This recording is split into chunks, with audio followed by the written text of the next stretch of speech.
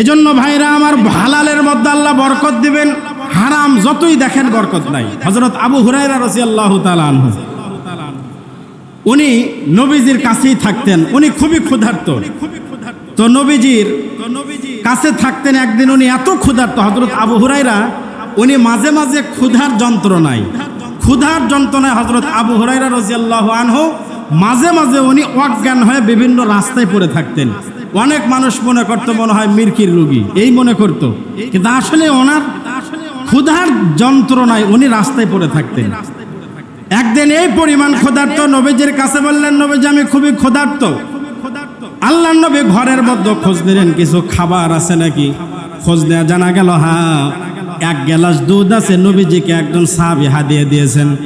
নবীজি বললেন, যাও এক গ্লাস দুধ নিয়ে আসো। হযরত আবু হুরায়রা এক গ্লাস দুধ নিয়ে আসলেন।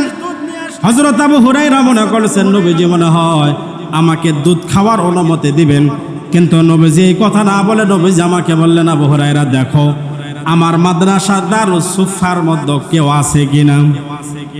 আবু হুরায়রা চিন্তা করলেন, আমার যে ক্ষুধা লাগছে মাত্র এক গ্লাস দুধ, এ আমারই তো হবে না। নবীজি আবার খোঁজ দিতে বললেন। হযরত আবু হুরায়রা এবার দারুস সুফা মাদ্রাসার মধ্যে খোঁজ নিয়ে দেখলেন হ্যাঁ, ছাত্র আছে এক রিওয়ায়াতে 40, আরেক রিওয়ায়াতে আসছে 70 জন। এক রিওয়ায়াতে 40 জন, আরেক রিওয়ায়াতে 70 জন। হযরত আবু হুরায়রা দারুস সুফার ছাত্রদেরকে ডাক দিলেন, নবীর মাদ্রাসা দারুস সুফা মাদ্রাসা। এবার আল্লাহর নবী বললেন, আবু হুরায়রা তোমার যে গ্লাসের মধ্যে দুধ আছে, আমার এই সমস্ত দারুস সুফার ছাত্রদেরকে তুমি এই গ্লাস থেকে দুধ পান করতে বলো আল্লাহর নাম নিয়ে। এবার যদি 40 জন ধরেন, এক গ্লাস মাত্র দুধ, এক গ্লাস দুধ একাধারে একজন খায়, কিন্তু কোনো মতো খায় না, একদম পেট ভর্তি করে সবাই খায়। এভাবে খাইতে খাইতে এক সাইড থেকে 40 জন পর্যন্ত খাওয়া শেষ হয়ে গেছে।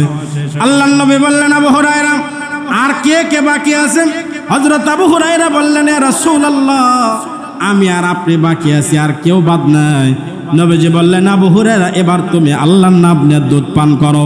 আবু হুরায়রা বললেন, এবার আমি দুধ পান করা শুরু করলাম, একদম পেট ভর্তি করে খাইলাম।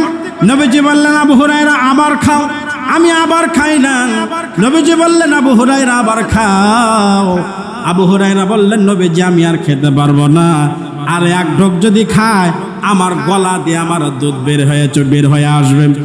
এবার আবু হুরায়রা আল্লাহর নবীজির কাছে দুধের পেয়ালা দিলেন, মাত্র এক পেয়ালা দুধ। আল্লাহর নবীজিও পেট ভর্তি করে দুধ পান করলেন। মাত্র ছিল কয় গ্লাস? এক পেয়ালা দুধ। 40 জন খাওয়ার পরেও যে পরিমাণ দুধ ছিল ওই পরিমাণ দুধই আছে, এক ফোঁটা দুধও কমে নাই। সুবহানাল্লাহ যারা বলেন। এজন্য ভাইরা আমার, হালালে আল্লাহ পাক বরকত দিয়েছে, অল্পর ভিতরে অনেক বরকত। ওই সময় পৃথিবীটা ছিল স্বর্ণের পৃথিবী, দুনিয়াটা ছিল স্বর্ণের দুনিয়া।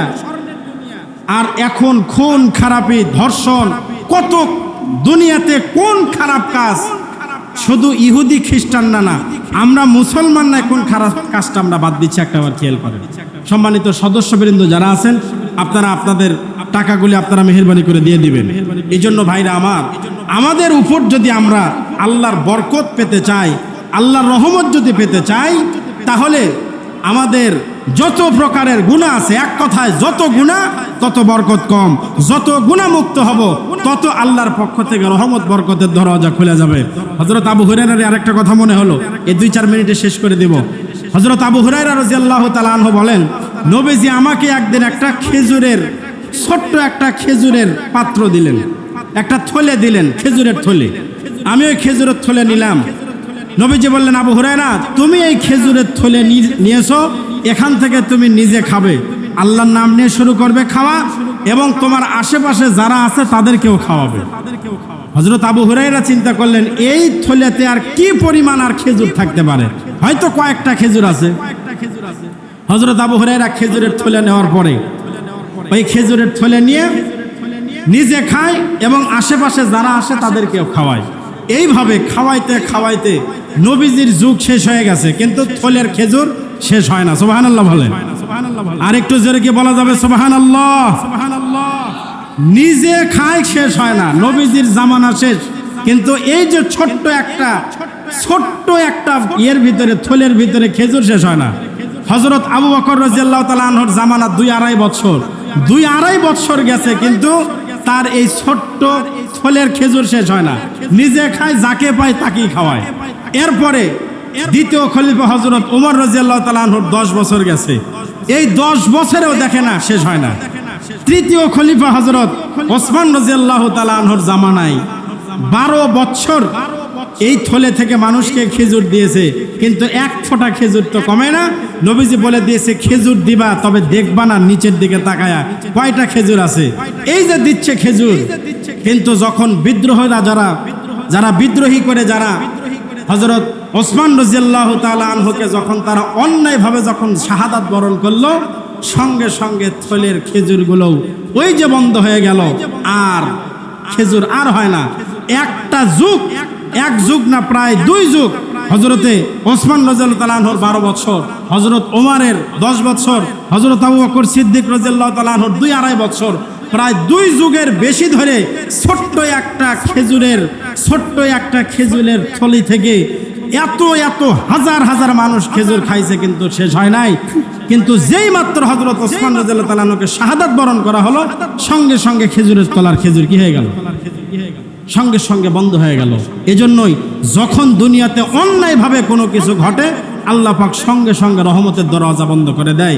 এজন্য এজন্যই তো আল্লাহ পাক কোরআনে বলেছেন, মান কাতালা নাফসাম বিগাইরি নাফসিন আও ফাসাদিন ফিল আরদি ফাকাআন্নামা কাতালান নাসা জামিআ। যে ব্যক্তি অন্যায়ভাবে একজন মানুষকে হত্যা করলো, অন্যায়ভাবে একজন মানুষকে যদি কেউ হত্যা করে, সে যেন একজনকে না, সে যেন দুনিয়ার সমস্ত মানুষকে হত্যা করলো। নাউজুবিল্লাহ বলেন। আর যে ব্যক্তি ওমান আহইয়াহা ফাকাআন্নামা আহইয়ান নাসা জামিআ, যে ব্যক্তি একজন মানুষকে বাঁচিয়ে দিল, সে যেন একজনকে না, সারা পৃথিবীর সমস্ত মানুষকে সে যেন বাঁচিয়ে দিল। সুবহানাল্লাহ। এজন্য ভাইরা আমার, আমি আজকে যে আলোচনায় ছিলাম যে আসলে কুরবানিটা আমরা কোথায় থেকে পাইলাম। কুরবানি এটা আমাদের সময় নয়। কুরবানি আসলে অনেকে যুক্তি দাঁড় করে, এই টাকাগুলি দিয়ে গরু কুরবানি দিয়ে না দিয়ে কত গরিব মানুষ আছে, তাদের মাঝে দিলেই তো হয়। এই যে বিভিন্ন ধরনের যুক্তি তারা দাঁড় করে, আমি ইনশাল্লাহ তাদের জবাব সামনের সপ্তাহে দিব। কিন্তু কথা হলো, এক কথা মনে রাখবেন, কুরবানি এইটা আজ থেকে নয়, পৃথিবীর শুরু থেকে নিয়ে আসে। যতদিন মুসলমান থাকবে, পৃথিবী যতদিন থাকবে, ততদিন কুরবানি ইনশাল্লাহ। আমরা তো চাইবো আল্লাহ পাক যাদেরকে কুরবানি দেওয়ার সামর্থ্য দিয়েছেন, ইনশাল্লাহ যতদিন বাঁচবো কুরবানি দিব। সারা পৃথিবীতে ততদিন পর্যন্ত কুরবানি থাকবে, যতদিন পর্যন্ত মুসলমানরা জীবিত থাকবে। আল্লাহ পাক আমাদের সবাইকে কুরবানির মতো একটা গুরুত্বপূর্ণ কাজে সবাইকে অংশগ্রহণ করার তৌফিক দান করুক। সকলে পড়ে আমিন। ওয়া আখির দাওয়ানা।